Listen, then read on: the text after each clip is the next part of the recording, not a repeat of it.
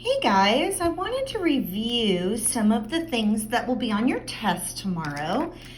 And one of these are the radicals. And remember, or solving square roots, but that's the radical sign is this sign. And that is when we are solving for a square root.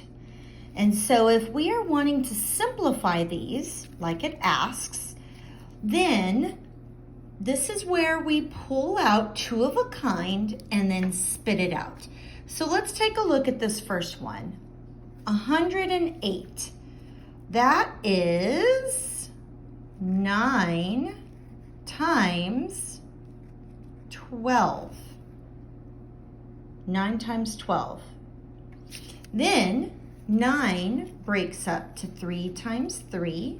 12 is 3 times 4. So and then 4 is 2 times 2. So if I were to break this up, I'd have 3 times 3 times 3 times 2 times 2 times m. I took it's the prime factorization. This is the long way, by the way. This is just so that I can show you how this works.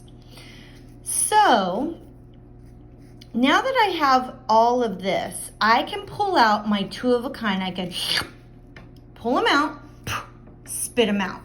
So I have a two of a kind of 3s. I could spit that out. So they're no longer inside the radical.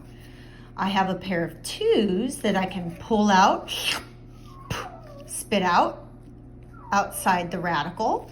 So what's left inside the radical, the square root, is a 3m because they didn't have a two of a kind.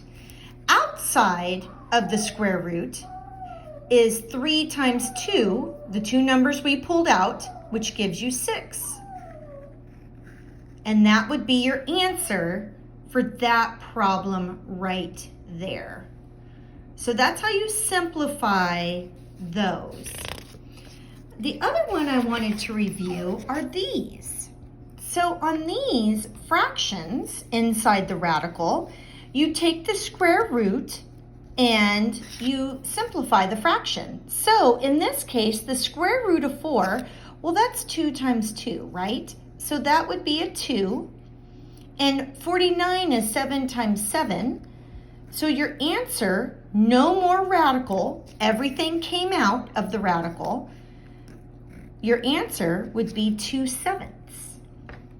Down here, 1 is 1 times 1, so that's a perfect square. And then 9 is 3 times 3, so the square root of 9 would be 3. It's no longer in the radical, and it would be 1/3.